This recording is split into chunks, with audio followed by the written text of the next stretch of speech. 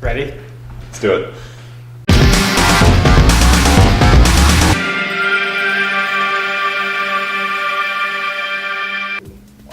Hello. I hate you. I didn't realize you had started already. Okay, let's roll with this.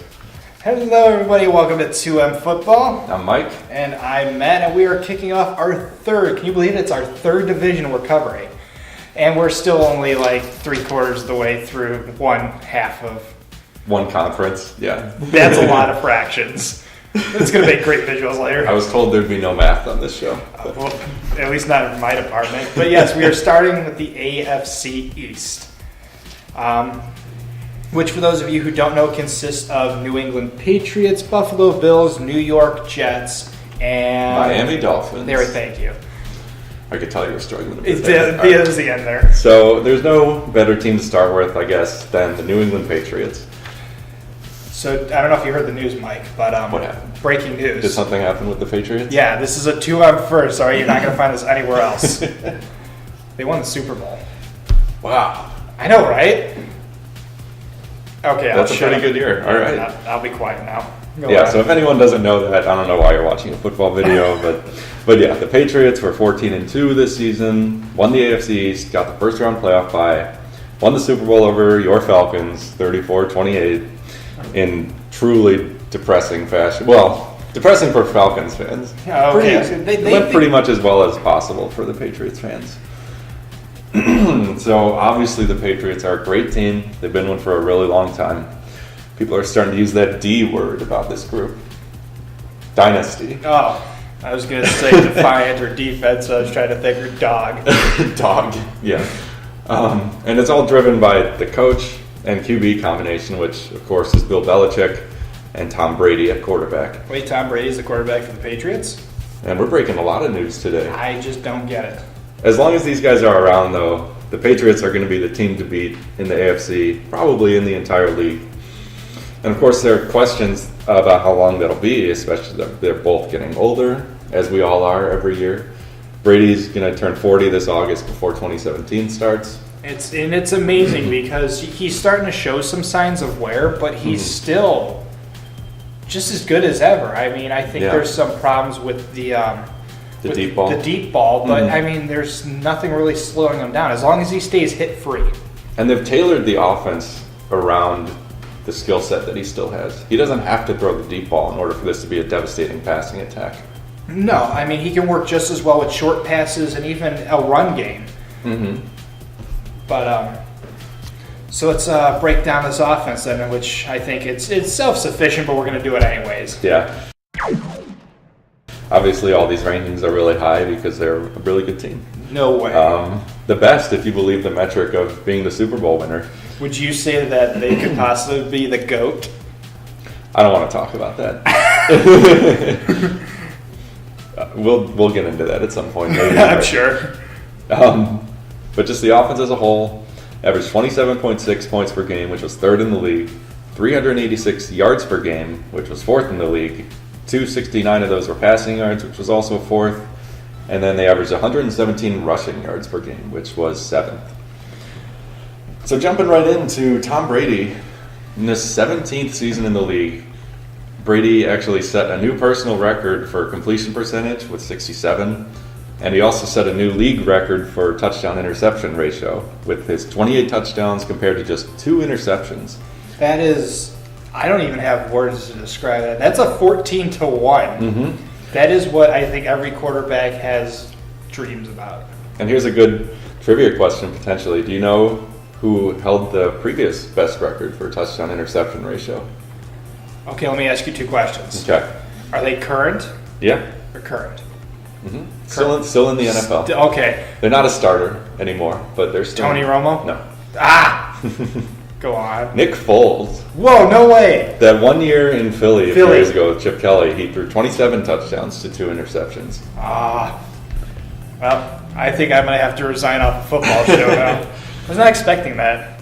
Yeah, that's why it's a good question, because Nick Foles, that's not a name that you even hear anymore. I don't even think anyone remembers him with Philly, but yeah, he was with Philadelphia. I believe he's a backup on the Rams now, but I don't want to commit to that because I could be wrong.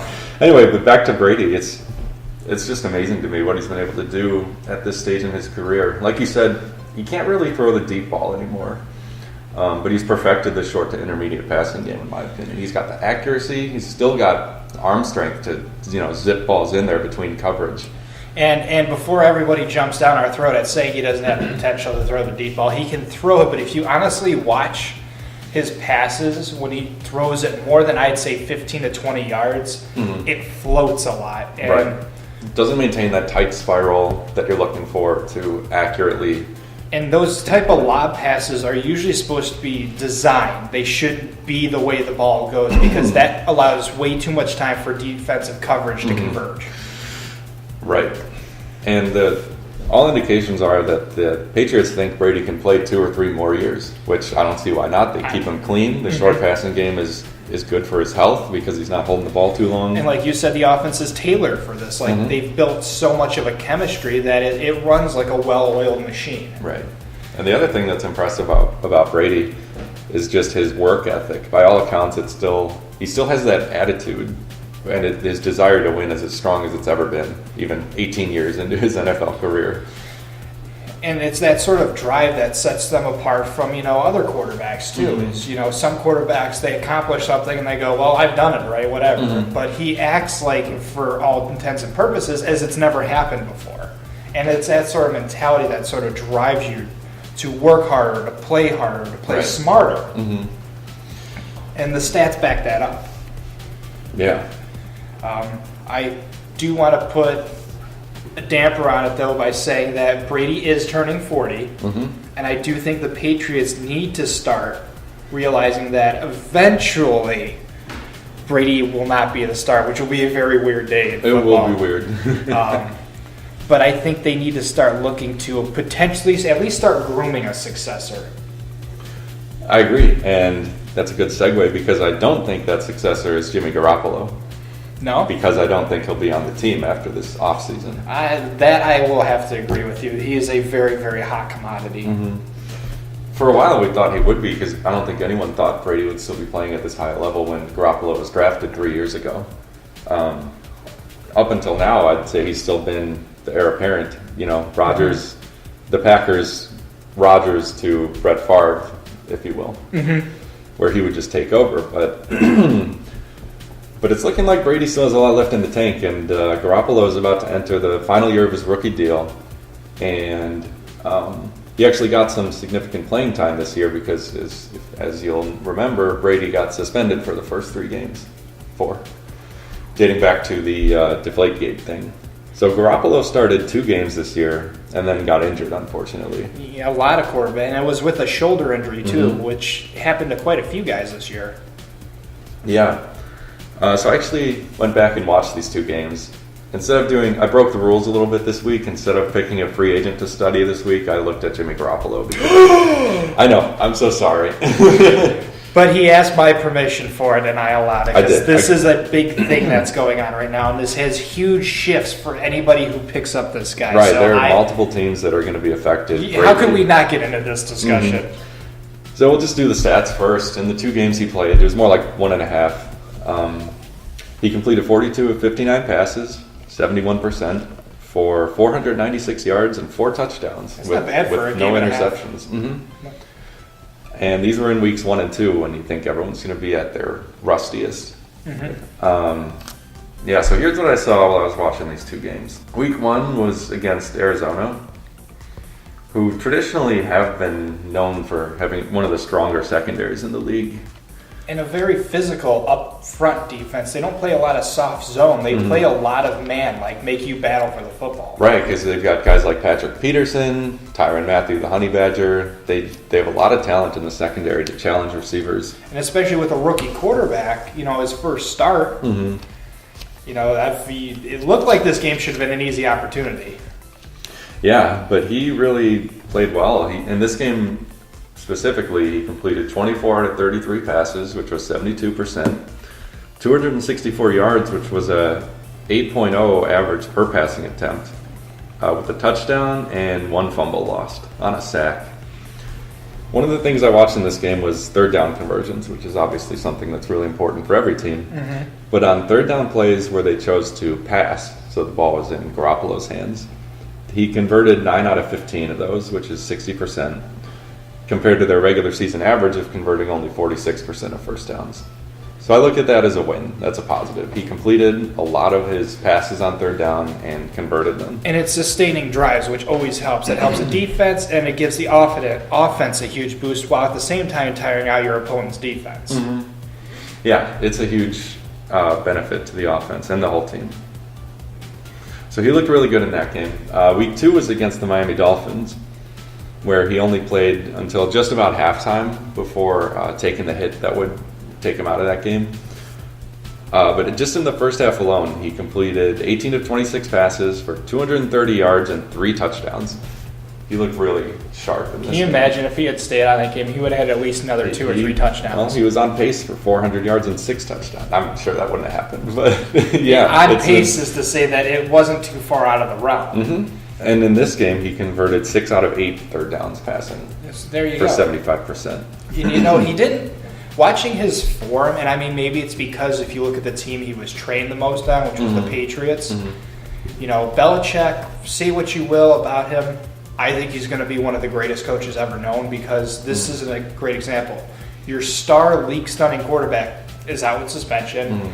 Everyone was like, well, we'll take the, you know, Belichick figured if they could just go Like 2-2-2, they'd be okay. But to show the training he had, he didn't look like a rookie out there. No. He had the one lost fumble due to a sack, but I mean, you're still starting. You're still going to have growing pains. But he looked like a dynamic quarterback. Right. And some general notes that I took while watching him play is that he looks very comfortable in the pocket, and he moves well in there, making small adjustments. When he sees one side is starting to collapse a little bit, he easily shifts over to the other side while keeping his eyes downfield and looking for places to throw the football. Yeah, he is very much a fan of planting his feet and then throwing. He doesn't really like to throw on the run too much, but like you said, it's because he's comfortable in shifting the pocket. He doesn't have to make huge adjustments. He trusts his line. Right. Well, at the same time, being very aware of what's going on. It's almost like he's got one eye on his line and one eye still downfield. That doesn't make any sense because you'd have no depth perception. But you know what I mean. He's aware of everything going on the field, which helps him to avoid sacks, move out of the pocket when he has to, and still complete passes down the field. He has a strong arm. I saw him make several throws with just perfect accuracy, right into the receiver's hands, away from the defender where it needed to go. And you mentioned he doesn't like to throw on the run, but a few times I saw where he was forced to for one reason or another, and he had a strong enough arm to still power the ball forward, even throwing across his body on the run, which I know you're not supposed to do as a quarterback. Well, and I'm not saying he can't do it, because he obviously, as you said, demonstrated he can. It's just, and I think this is a lot of quarterbacks, but some quarterbacks like Rodgers loves rolling to his left and throwing on the run for whatever reason. Yeah, even though he's a right-handed quarterback, he's just as effective rolling to the left. And for him, it just seemed like if you watch him, he gets it done, but he's not comfortable. He's very much a pocket passer. He's not a huge guy into scrambling, because your pocket awareness doesn't usually help you outside the pocket. Because at that point, it's fair game. Everybody's coming after you. That's right.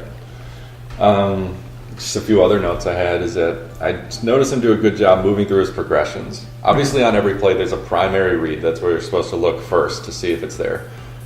And some quarterbacks really struggle when it's not. They'll stare down a receiver the whole time.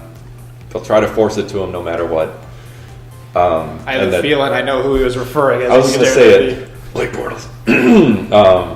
But Garoppolo didn't do that. He did a good job looking one way. If it wasn't there, he knew where the rest of his receivers were, looked the other way, and found the open man more often than not.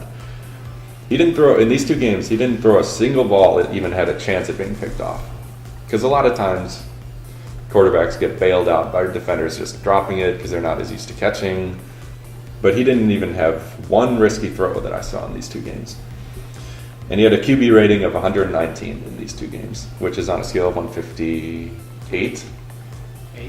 3? It's either 8.3 or 3.8. I don't know. Yeah, it goes one of those 2 ways. Either way, 119 is pretty good and much higher than most quarterbacks would have for a season. Of a game and a half. So he looks just very polished to me, very comfortable under center, and like a guy who's ready to be a starter. If the Patriots really believe that Brady has a few more years left in him, which I do, I agree with that, it's going to be really hard to keep Garoppolo sitting on the bench, especially after next year when they would have to re-sign him to a much bigger contract. And personally, I believe he should be traded, and I think the perfect team for him to go to is Chicago. I agree with that, for once. We agree on something. This is awesome.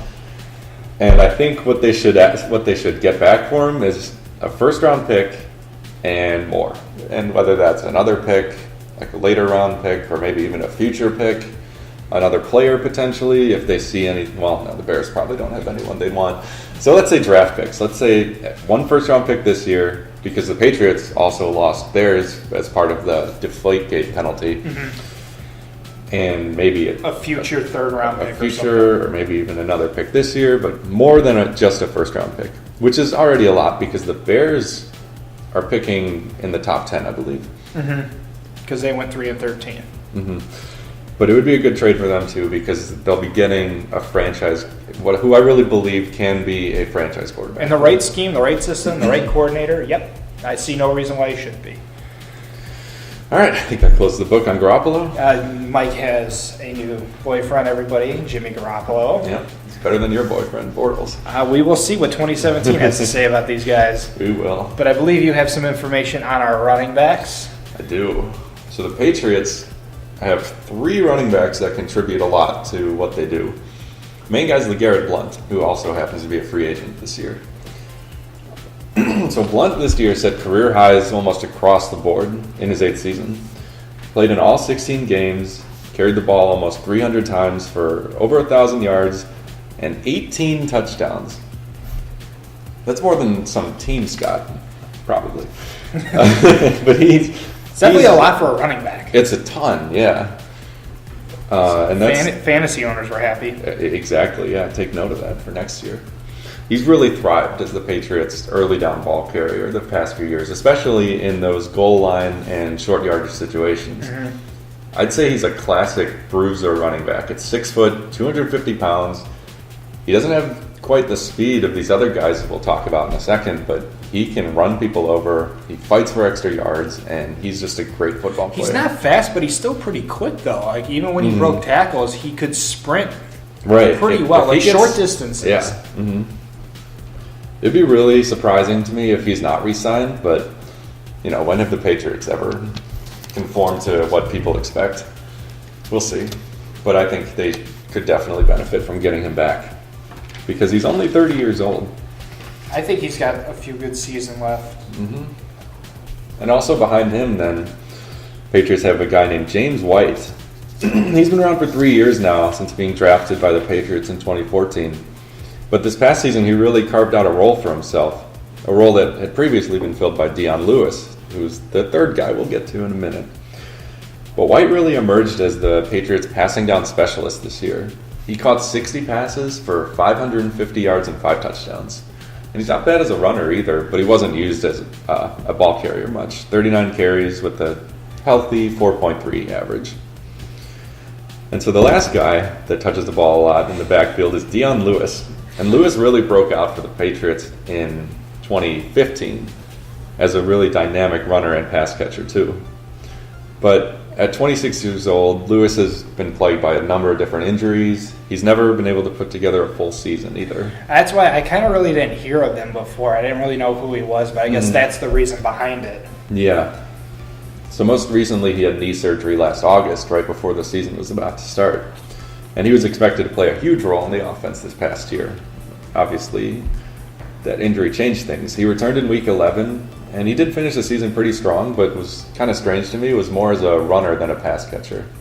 He took more of Blount's work than he did James White, because White had sort of established himself in that passing down role. Lewis is still a great player, though, and he's under contract for 1 more year before they'll have to make a decision about him. So I think those injuries are going to be a huge consideration. It's a concern. Because running backs, as we've talked about, they take a beating. Every time they touch the ball, they're going to take a hit from a linebacker or a lineman. And if you're like Green Bay, it becomes an occupational hazard. Yeah. But I'm expecting to see all these three guys back in 2017. I think Lewis will get another chance at the passing down role, cutting into White's work a bit, but I don't think either of these guys can offer what Blount does, though. So I think he'll come back, and his role will be unchanged. So, we still have the defense and some recap to do. And I'm looking over Mike's shoulder now, and I see his, what looks like 8 pages of receivers' notes. And I'm just going to sum this up in one sentence. Go for it. Don't touch it. I mean, Chris Hogan obviously was huge. Mm-hmm. We know Julian Edelman's got the speed. He's a go-to guy for Brady. Hogan sort of emerges as a deep threat, which is interesting. You've got Amendola, who's always been good on the team. And Malcolm Mitchell is the other guy. He was a rookie this year, but he played the number 2-3 role a lot. So, I mean, Michael Floyd, in addition from when the Cardinals cut him. Yeah, he's a free agent, though. So he's the only guy they do have to make a decision about. And I don't think they should keep him back. I don't think they need it. No, they don't. They picked him up mid-season after he was dropped by the Cardinals, where he was having a terrible season with a lot of drops, getting benched, DUI incidents. And he played a few games with the Patriots, but for most of the playoffs, including the Super Bowl, he was just healthy scratch. Didn't even play. So like you said, they don't need him. No need to re-sign him. Let's move on. Oh, one more thing? One more thing, and this is just about their tight end department. Yeah. So they're getting Gronk back because he's having surgery for a herniated disc. Mm-hmm. Is he a free agent this year? No. No. But you know who is Martellus Bennett. Well, and a lot of that...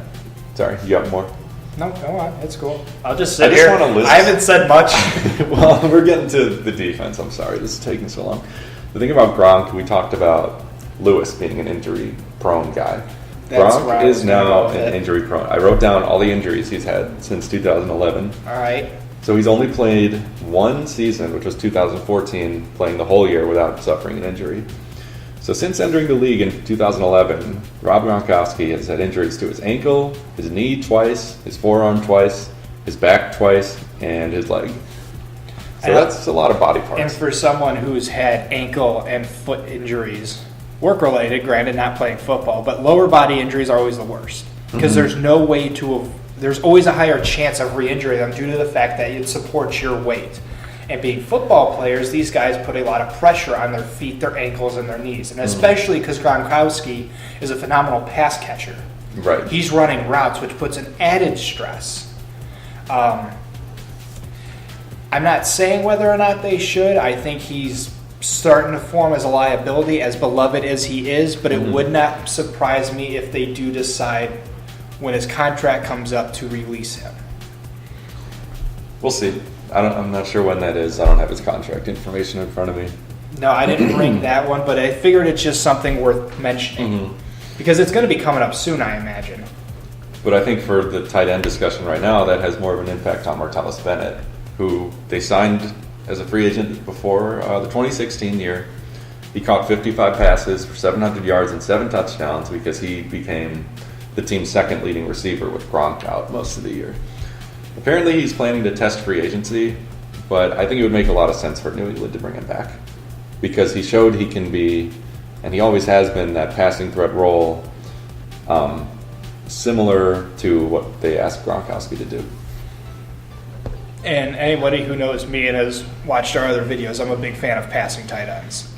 And 2 tight end sets are one of my favorite things to do with an offense because it gives you the options to drop them into block or to get them out in the field to catch, giving them an additional offensive weapon. And we never really got to see these guys playing together much this season, which everyone was thinking, if you remember back several years to when Aaron Hernandez was on the team. Him and Gronkowski both had huge seasons, and they were just, they always are one of the most dangerous passing attacks. But yeah. So I think with Gronk coming back healthy, they should re-sign Bennett and then have those 2 guys playing at the same time on the field. And that's the offense in a nutshell. In a nutshell. A walnut shell. Maybe a walnut tree. I'm going to move quickly through the defense. Okay, sounds good. And I apologize for that. Mike loves his offense. Because the defense was number 1 in points allowed at 15.6 points. average per game, which isn't a lot. Yeah. Then they averaged 326.4 total yards, which was 8th overall. 237.9 of those were passing yards, which was 12th, and 88.6 of those were rushing yards, which was 4th. So they had, for the most part, a top 10 defense. Yeah. Where's my other notes here? My free agent was Logan Ryan, and I was really excited. The cornerback? Yep. Number 26. He's 26 years old. This is his 4th season with New England. And I was really excited because there was a lot of talk about him. Like I heard his name an awful lot from media commentary and stuff like that. Yeah. And I wasn't blown away per se, but he was very good at what he did. He wasn't this amazing, outstanding guy that was like insane. He was very quick. I liked that he was physical, but he was cautious. He would get physical with receivers, but he knew where to stop. He would bat away hands, but he knew he couldn't go beyond 5 yards. So he was very cautious. So I think he's a very smart cornerback. Avoided penalties for the most part. For the most part. His stats across all 4 seasons with New England were average. They weren't phenomenal. He did his job, which means he's very dependable. And that's what you want in your secondary. If you don't hear their name much, that's usually a good thing. Yeah, I mean, he did lead the team with tackles with a total of combined of 92, and he had a sack and a forced fumble. So, I mean, these aren't... That's a lot of tackles for a cornerback. You know, this isn't... Well, that helps the safeties out tremendously, though, because that means less work for them. Yeah, I'm sure they appreciate it. So they're not, like, off-the-chart numbers, but... Like you said, you want reliability, you want consistency, you want... I think this is just a good defense.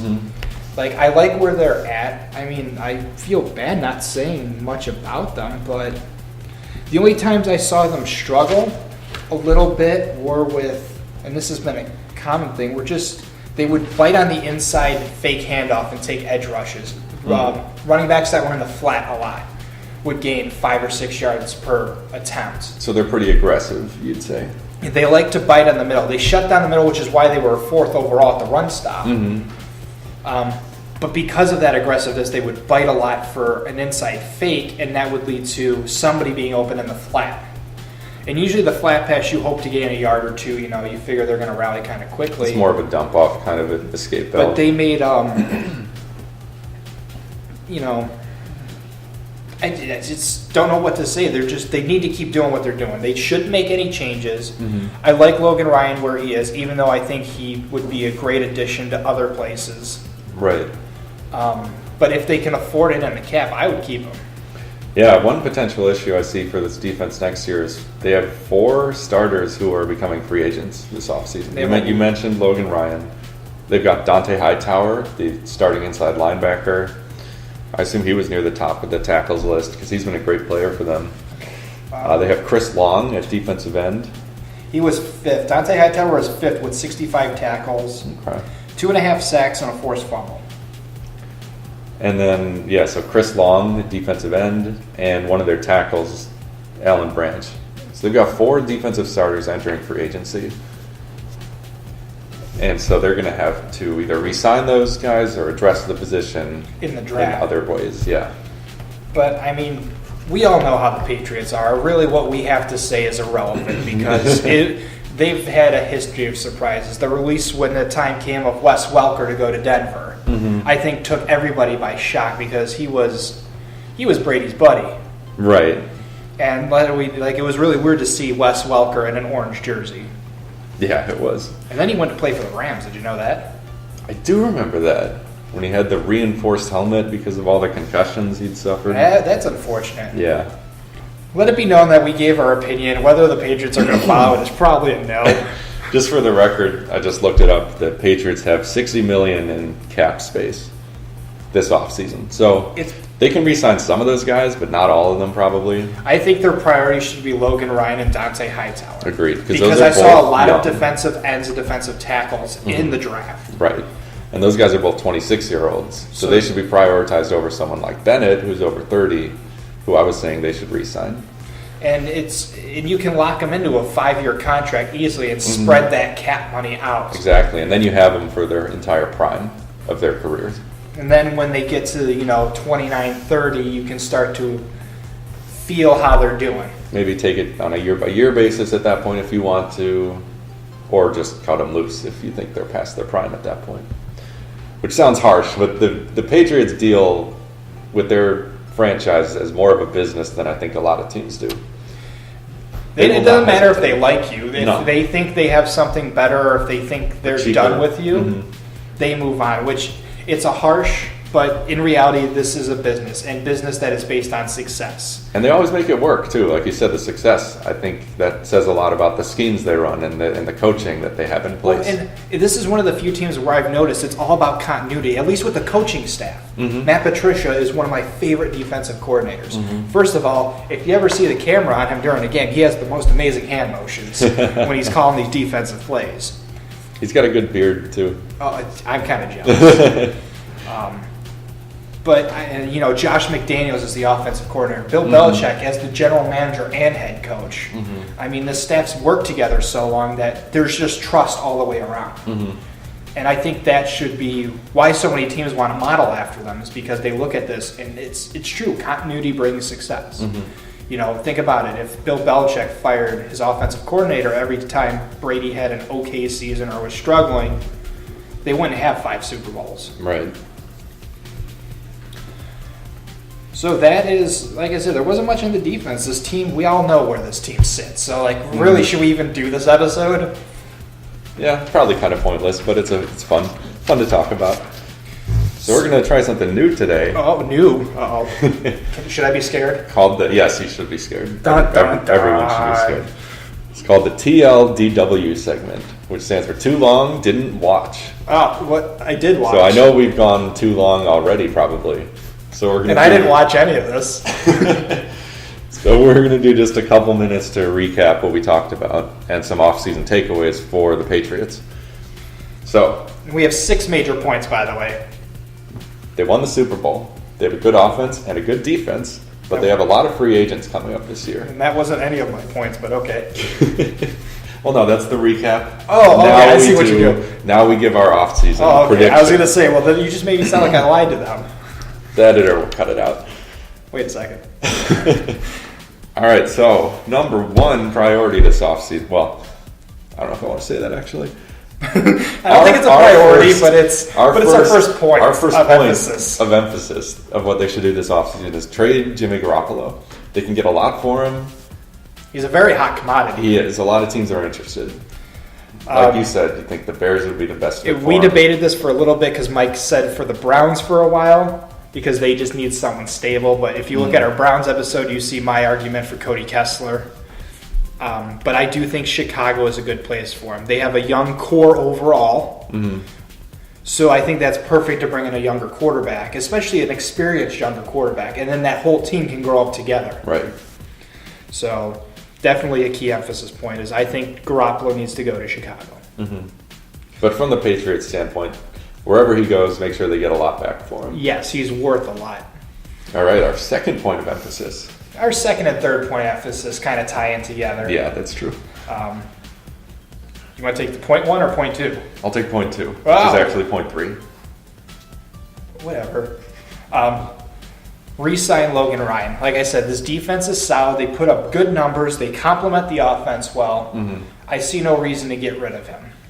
And he does his job. He's dependable. Right, and I feel similarly about point number 3, which is Dante Hightower, also a re-sign. Point 2, point 5. This is getting really confusing. This is supposed to be simple. Hightower is another young player who's part of the core of this defense and should be re-signed. All right, so point number 4. Now, this is where we're going to catch some flack for. But they need to start looking for a successor to Tom Brady. Tom Brady is still performing at an almost inhuman level.